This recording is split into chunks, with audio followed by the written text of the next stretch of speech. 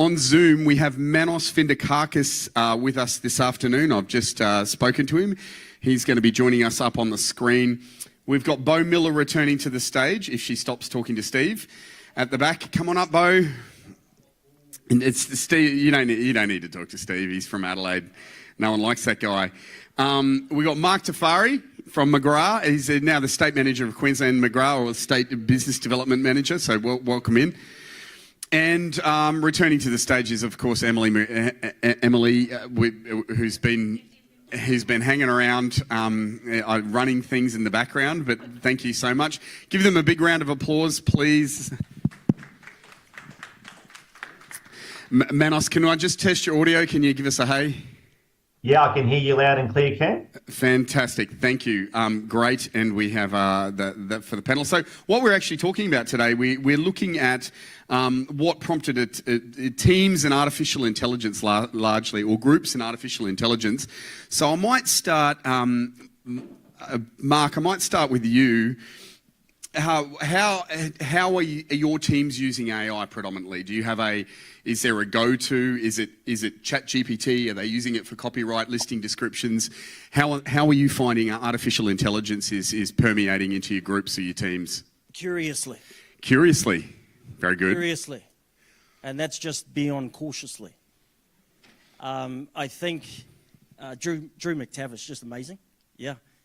We had him speak at our leadership conference, and obviously when you get people in like that, your thought process is around our future. I think it's important to understand that every decision we make as a company is our agent member focused. Yep. Okay. So as long as we're enhancing the experience for the agents, not just the customer, but also for them. And we look at two things. We look at, firstly, purpose, and then we look at productivity. Purpose, obviously, sitting in the agents. What's the purpose behind your reason that you're in this industry?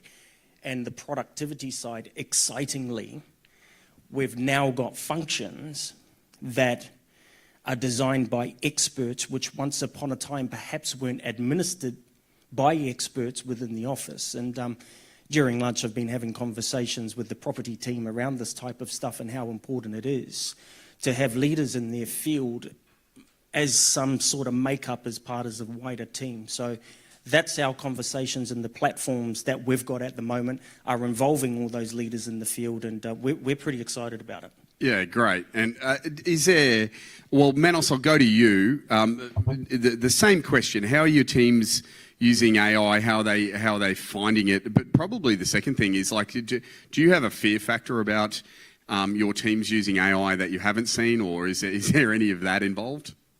No, definitely no fear factor, and I totally agree with Mark. There is a lot of curiosity around AI, but it's actually getting the teams to actually implement and learning how to use it, because the whole purpose of any tools that we bring into our business is to have the primary focus of enhancing the customer experience. Now, sometimes it's really tangible. It's an easy way that we could deliver that. Sometimes it's just making it more efficient for the agent to actually do their work, so they've got more time to focus on delivering, that real care factor and high touch with their clients. So that's the way we've sort of delivered it to our team. That's how we have actually delivered it to the team, and we've been very specific in our training of how to use AI within the organisation, whether it's responding to emails, whether it's creating a training program for someone within the organisation, whether it's recording the Zoom sessions, and the Zoom sessions using Fathom AI that transcribes those Zoom sessions, and so people can actually refer back to those Zoom sessions and get the golden nuggets out without having to see the whole 45-minute Zoom session again. Yeah, but overall a positive experience so far, assuming that they utilise it. Bo, you spoke about you using AI yesterday. A really great presentation, by the way. That was a cracker. Thank you. And fantastic to hear from a real estate agent's perspective of, here are the tools I'm using.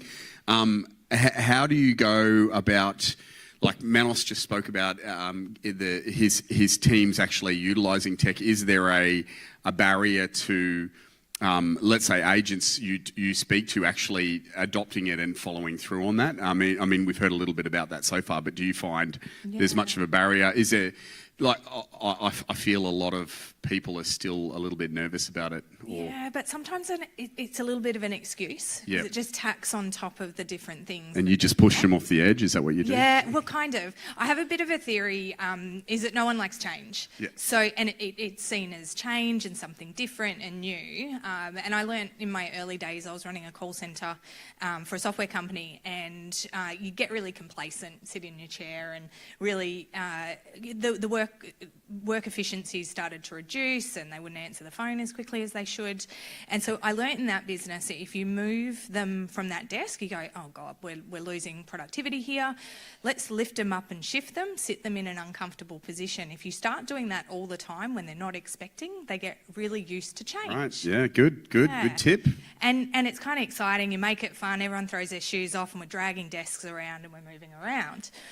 And so that's the same as technology. It's the same thing. If you keep doing it often, they kind of get a little bit used to the fact that you are going to create these changes on a regular basis, and they become adaptable, and it just gets done. So my team's quite receptive to it. My senior is of I suppose, a bit of an older generation, so she's not really enjoying the tech space. Yeah. But when you show what it can do to make the difference, they go, "Oh, this is awesome!" And then everyone starts to go, "What are they talking about?" And they get on board and like sheep. Yeah. Excellent. Emily, to throw it over to you, and this I reckon this is a hard question. Manos, you haven't been here, and Mark's just dropped in today, but I reckon we've seen about 1,000 different AI tools since we got here. Would that be correct, guys? Everyone seems to have a different one, and they've come at us thick and fast. What AI tools are you finding your teams are using or regularly? I'm going to assume ChatGPT is the big one, right? I guess it's a twofold question, because there's what we would look at implementing that will help systems, processes, and of course our business partners being the agents from a corporate angle. And then there's what the agents can use themselves in order to save time, save money. And I'll go from the corporate angle first. Gosh, we've implemented some really cool things. There are some people here in the crowd today which have been reasons why they've helped us to understand a lot of things, and that's why we have implemented things. So, for instance, Secure Exchange is something that we implemented across the whole country, and that was because there were a couple of instances, and people in this room still don't understand how serious it is. There were a couple of instances where the agents were doing things right to have the deposits paid. There was an interception because there's so many scams going on at the moment. So we just implemented a piece of technology that allows secure payment of deposits and sharing of bank account details. So that's one example. And then I guess because we're at eXp Realty, we have this, everybody here is incentivised to help everybody else, and that's part of the reason that I love it. But we have our agents who are doing all of the business. They are actually training the other agents. And so on a weekly basis, what you actually get is agents who are using technology and AI, how they're using it in their business, how they're saving time, how they're saving money, how they're speaking to more people. And they're actually training our other agents on how to utilise that. That then gets parked into a beautiful big library where they can go back to it all the time. So yeah. Actually, you raise a really good point. I might throw it to Mark to see how McGrath are handling this. Cybersecurity is crazy. It's a crazy problem in teams at the moment. Whether you're leasing something, commercial sales, residential sales. Do you have any tips? I've only got examples from other brands. We've got it down pat. So oh, here we go. Here we go. All right, give us. That's legit. Give us your secret. And this is how scary it is. I mean, it's just, the story is someone emails saying, "This is my bank account. Can you put the deposit in here?" And then the balance of deposit and the balance of deposit. Now, if it's that easy, that's pretty scary. And that wasn't a McGrath brand. Like I said, we've got it down pat. I've had no issues, but from experience, that needs to be fixed. If there's something I think I could add to that, Is that a common sense problem? well, is it? Does it mean that common sense is not so common anymore? When you see Biden on Facebook, is it Biden? So I think we've opened a can of worms, and we weren't going to go there because we were primarily talking about. But I want to drill down a little bit further on this, Manos. How do you? Well, sorry, have you finished, Mark? Well, there's just one more thing. One more thing, yeah. That does involve us. Look, we thought the customer experience. We wanted to minimise the names on websites until someone brought up that it's really important that whoever's talking to the other person on the other end of the phone confirming their bank account details, they might want to know that they're actually employed. Now, based on that, we had to reconsider. So there's something. Yeah, absolutely. I see it as a real issue, and we try and get tech to deal with it, but at the end of the day, there's a lot of training and education that needs to happen as well to stop people, opening a driver's a speeding ticket was one that happened in our organisation from someone who lived in Queensland with a speeding fine from New South Wales. Now, to me, that would say don't open it, but Sure. not to your average. Manos, do you come across cybersecurity issues? How are the agents dealing with it? Yeah, so we were one of the victims many years ago, where an email was intercepted and deposit monies went to wrong bank accounts. So even before cybersecurity was even public knowledge. So we obviously looked at that, addressed it. Obviously, we resolved the issue that the cybersecurity breach happened. So we put a payment gateway embedded in our website. For payments. So we implemented this technology some time ago, many years ago actually. So we got a payment gateway through our website, and also we still use the two-step verification. So you need to put that two-step verification process in place and making sure that, and it's to do with training as well. And whilst we want to rely on AI, we want to rely on technology, you still need that human element. And, there was a great saying by a tech, I should remember the tech developer's name. He goes, the more technology is embedded into our processes, the more the human element is needed to back it up and to deliver it. So whilst it's great to have a solution technology-wise, make sure that your two-step authentication processes, that human element doesn't go missing. Yeah, you written two really good points in there. The one that I want to drill down into. We'll go somewhere else. We'll come back to AI in a second. Multi-factor authentication. Who likes it? I do. I think it's fantastic. I hate it. I think it's a fantastic idea, but I hate having to double do something. Right? You don't want to go through that second. You want Google to remember your password and just enter it. But the reason that you need it is for security, right? So multi-factor authentication, that's one thing. And then you spoke about the relationship, which is a great segue to the ladies on stage. The relationship, I think everyone in the room agrees that the human relationship is still where real estate is. Are there tools that you're seeing, AI tools, that assist you in actually maintaining that relationship? Is it a good thing? Is it a bad thing? Can I have some comments, please? Emily or Bo, whoever would like to go next. Yeah, look, there's a lot of, technology platforms or AI that lots of our agents or business partners are using. They can use things like Realtair that will take them from a prospecting point of view all the way through to point of sale. It just depends on what works for them. Because one thing I do see, and this is probably opening another can of worms for you, Pete, is... It's not the first one today. Sorry. Just continue on. One thing I do see is, as I said earlier, shiny tool, shiny tool, shiny tool. Oh. And we get into the habit of, instead of staying in our flow and what works in our business, we go, oh. But are we really using it well? And what are we actually using it for? Are the two big things. Yeah, Bo?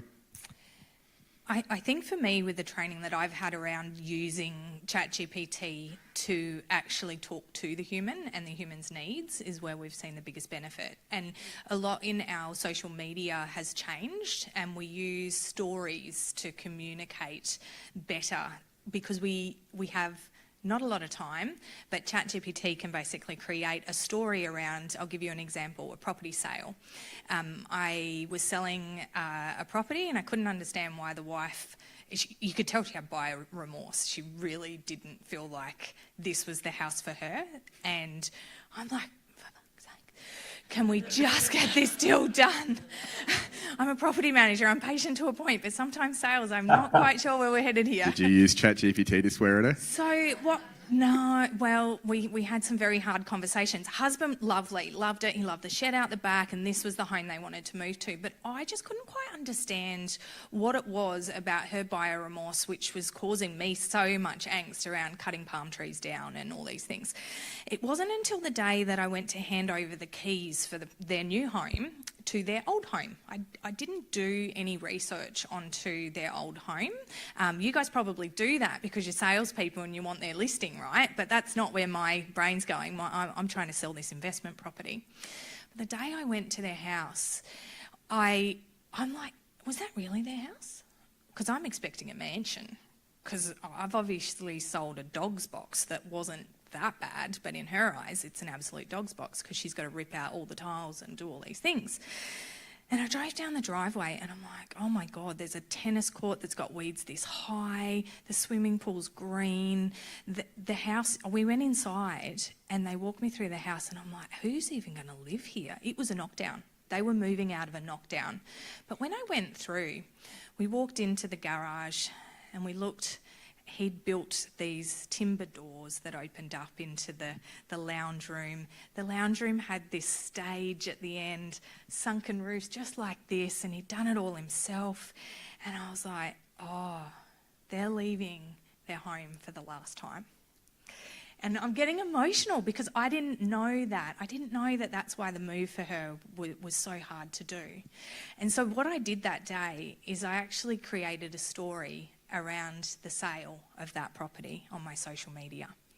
And that's where the engagement comes, because I was able to use their personal story. I didn't use names or anything like that, but I was able to use their story in an emotional connection to my audience. And I think that that's where, because if my normal, sold, hi, next one please, no one really connects to those stories. They connect to the human element. And I think that's where we can use AI to help us. Yeah, absolutely. And I think sometimes we forget there's a human behind these massive transactions and there's a human element behind these massive transactions that we do. AI's never going to replace the human being. No, it never will. Mark, I actually, this is a great segue. I'm not sure if you're aware of it, but there is a social media post from one of your McGrath agents trending real hard at the moment from my hometown in Rockhampton. Oh, Do you know what it is? I hope it's positive. It is. is it about three boys?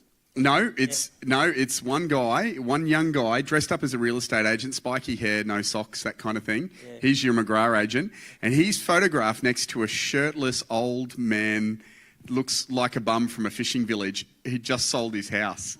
Have you seen this? Have you? It's trending hard. It's got over 1 million likes on it now.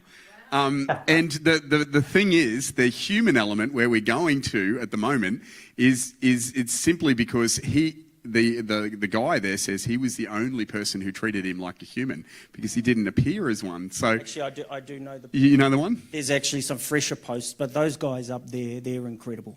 Yeah. Well, I haven't met him, but And you're from Rocky. yeah. Sorry about that. No. I'm okay now.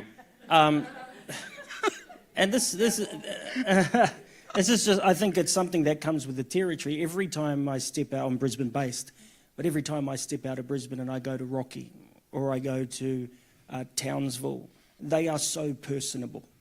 They are just so personable, the people. And then you go to the agent side. I thought it was three boys because he's just put someone else on.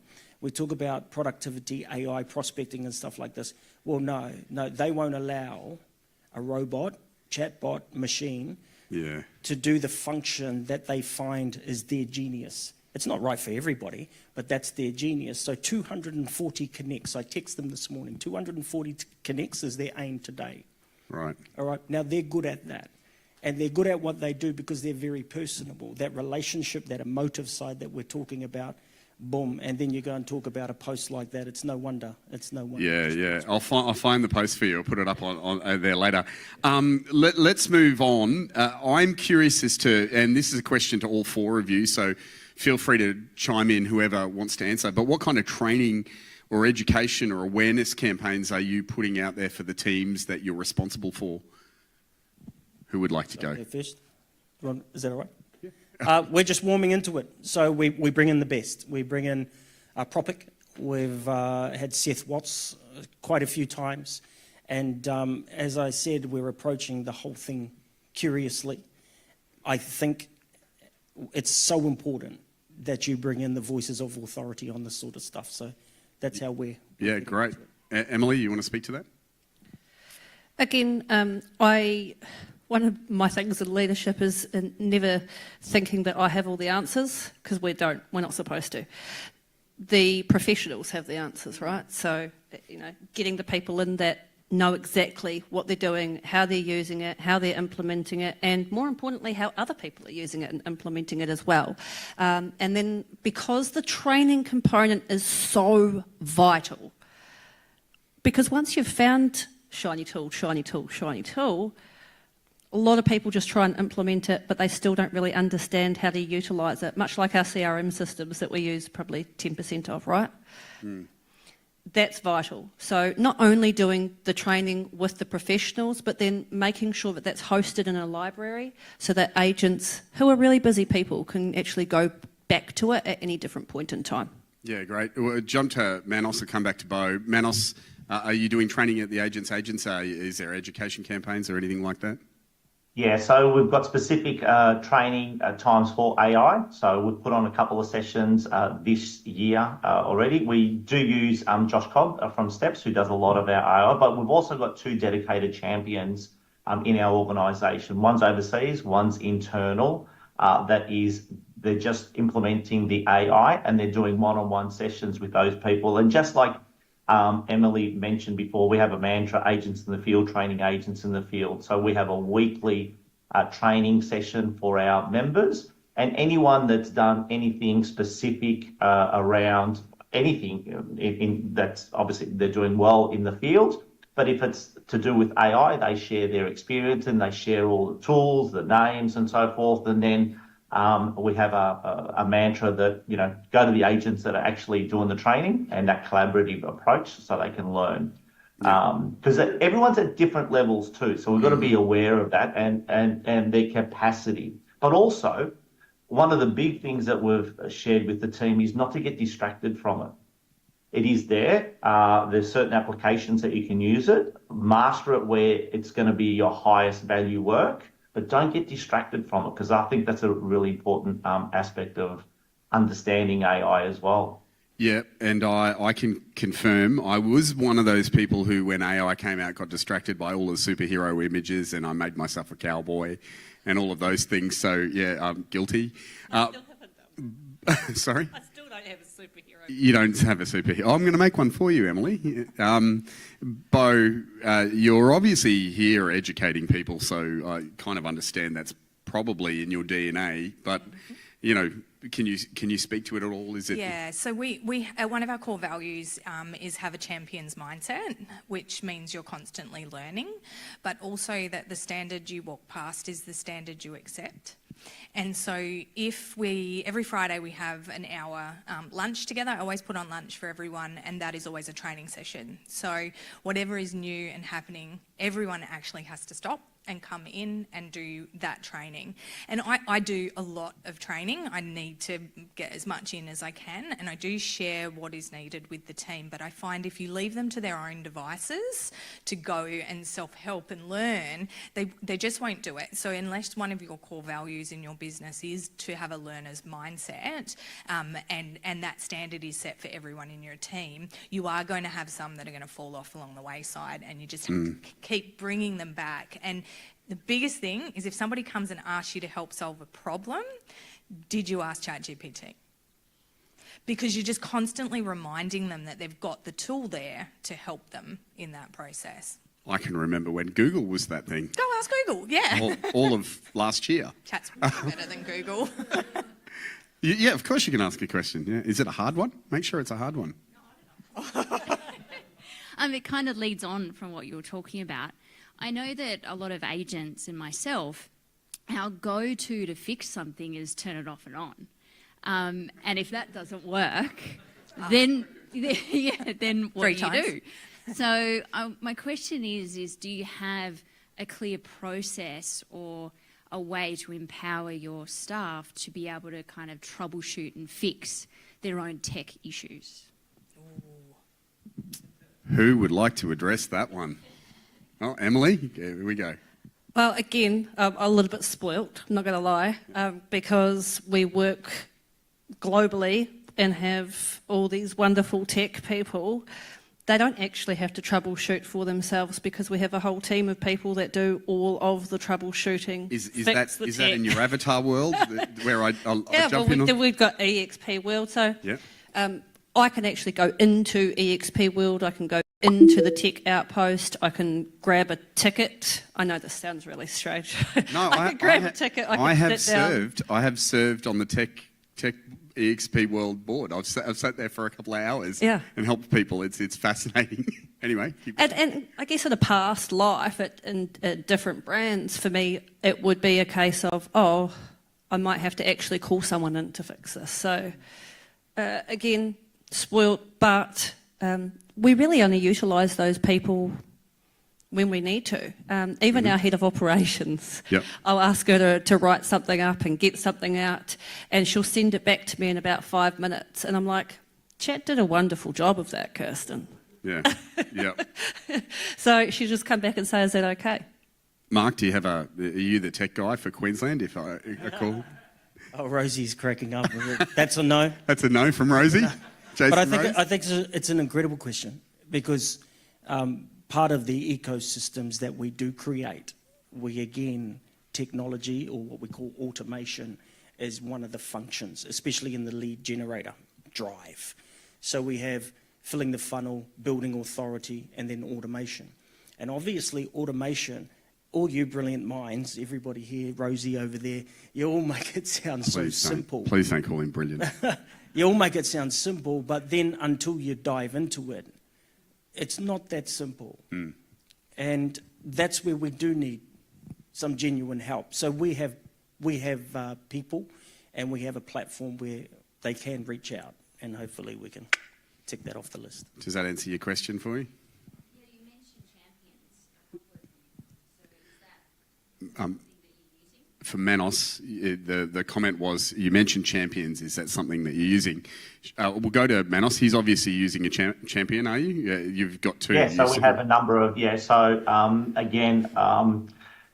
blessed to have the team that we have. So I'm the big believer, and the message that we send throughout our team, there's 580 people in our organisation, so there's a lot of moving parts. So they need to be able to go to someone straight away, go to a point, and we do have a platform that people go communicate with that platform, and then it spreads out to obviously our support teams that can answer the question, and we actually encourage it. So the process for us is, and the training that we put into our team is, I don't want you to start thinking about it and trying to work it out yourself. Go to our platform, our communications platform, put in your question, and someone will respond to you really, really quickly. Not an hour, not 2 hours, but almost immediately.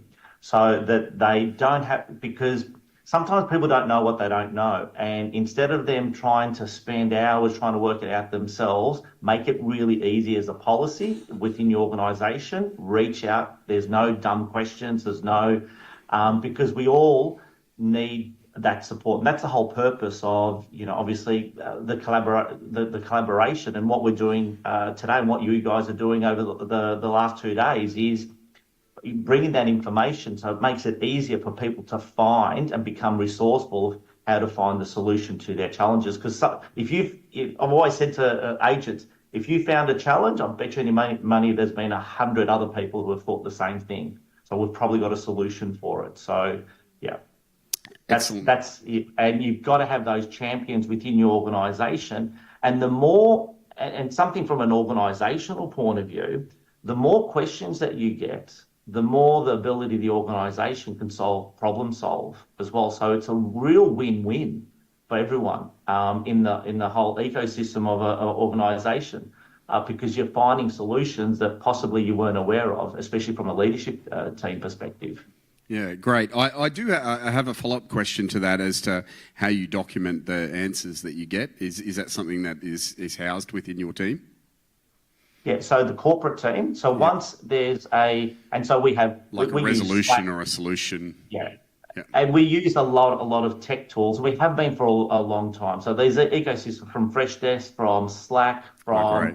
and the beauty about that is all those challenges that come up, they actually get compartmentalized in certain areas. So when we bring in new people in the support team as well, they know where to find the answers. But yeah, so, and especially when new technology comes along, that's when the big questions come up. When we introduce a new piece of technology, everyone starts asking questions on that, and we want that hands-on approach that we can answer those support questions on a one-on-one basis.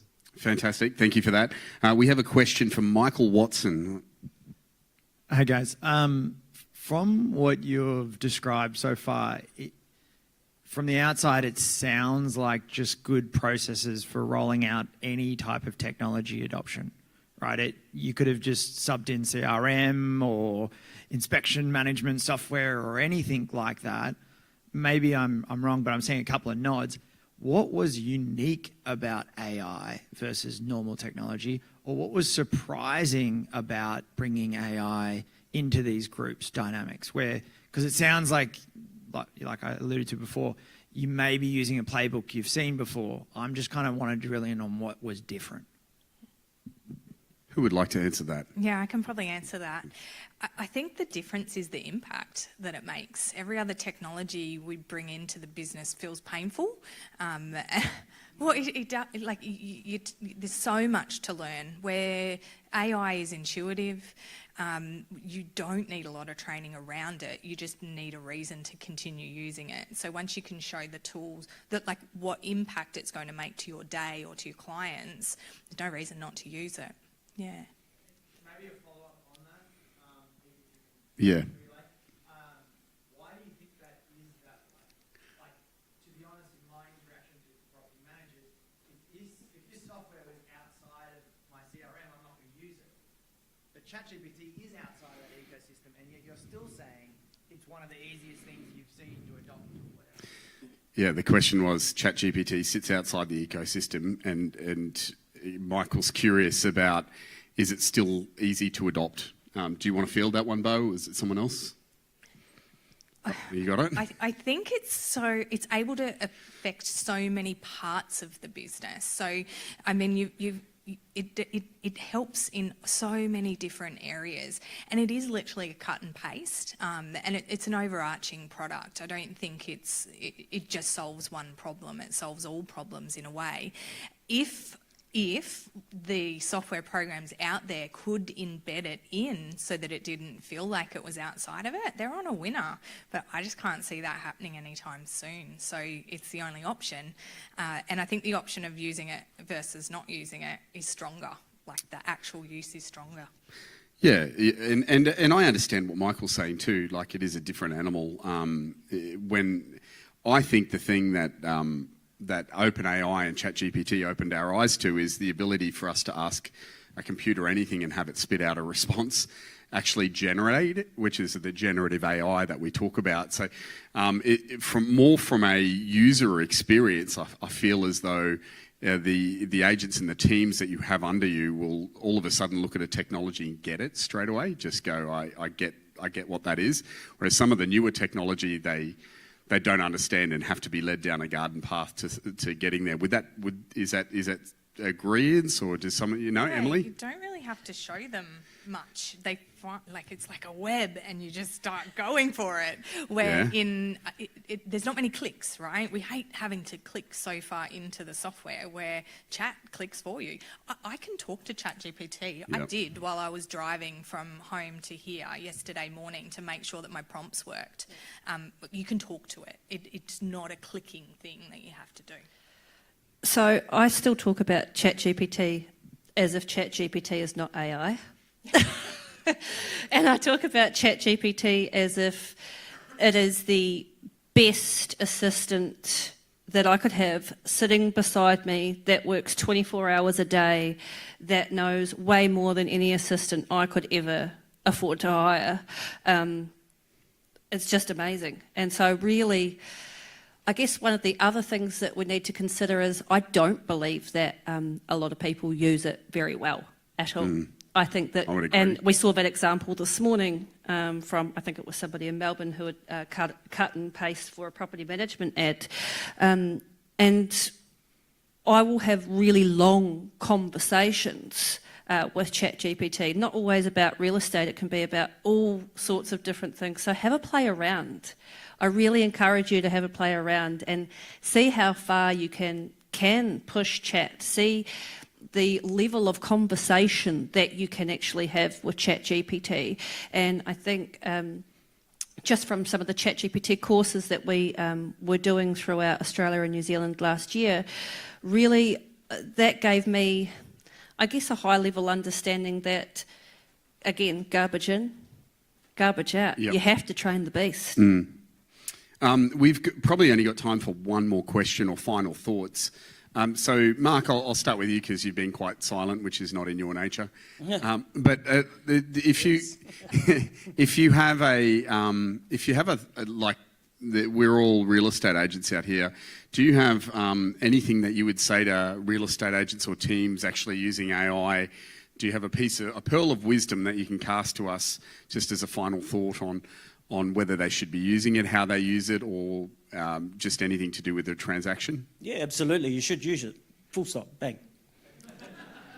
But It was a very concise final thought. Thank you, Mark. well, I think the thing is, and this is just fresh on the conversations I'm having now with different teams and different agents. Traditionally, a team or an effective business unit was set up of as a lead agent, sales associate, and an administrator. I'm not sure if that's going to be like that in 12 months' time. Okay. I am quietly confident over a microphone to all of you that the look of future teams is going to be different. And I'm suggesting you talk about a champion in tech will be a formidable force in a team. Yeah, amazing. Yeah, I agree with that. Manos, can I go to you? Do you have a final thought for the agents in the room? Yeah, definitely. And the previous question, I think it was Michael who asked that question. Brilliant question. Absolutely brilliant, because I think it's one of the biggest challenges is trying to understand there's all these different platforms. How can I get it all into one? How can it all sing? How can it all communicate together? And my final thought and suggestion to everyone is to stop thinking about having the one system, but developing your own ecosystem. And I totally agree with Mark in regards to having a champion within your reach, who is across not only the current technologies, but the emerging technologies as well. Because as a real estate agent, you can't take your eye off the ball and focus on what's coming down the pipe tech-wise. You need to be focusing on listing and selling, but bring someone that you can rely on that's looking after that technology piece. But start developing your ecosystem. What does that look like? And it's as simple as picking out your tools, whether it's Reader, that's a great tool, whether it's ChatGPT, Video AI, HeyGen, 11 Labs, whatever you see that is going to enhance your business and make your productivity better, and a better customer experience as well, because that's what the ultimate aim is as well. Fantastic. Emily, we'll throw over to you just because you're holding the mic. Completely agree. I call it, instead of ecosystem and creating ecosystem, I call it sticking to your flow. Find out what works for you and stick to that. Don't get carried away with the shiny tools. And the three considerations for me is legislation, training, and implementation. Yeah, and we didn't get to cover ethical concerns today, so we'll park that one because we've run out of time. Bo, over to you. Final thoughts. Yeah, I think it's implement but then review, really going back to the client experience and what they're getting from the AI you've implemented. We implemented a chatbot that handled maintenance. So in property management, maintenance a huge beast, and we did implement one of the maintenance ones. And to start with, everybody loved it, but if I'd left that to just sit and keep doing its thing and not reviewed it, I wouldn't have realised I was spending $100 a month on something that no one was using. So if you are going to employ tech to do a job for you, make sure that the client experience is good enough that they're going to keep using it, and if it's not, can it and move on to something new. Yeah, and we've heard that theme, I think, countless times in the last 2 days, so good way to end it. Ladies and gentlemen, can you please give a big hand to our panel? Mark Tafari from McGrath, Emily Morgan, EXP, Bo Miller from Bo Miller Consulting, and Manos Findakakis from Agents. Thanks, Manos. Thanks for being online. Thanks for having us, guys. Enjoy the rest of the day. Well, they're with me, so they probably won't, but thank you just the same.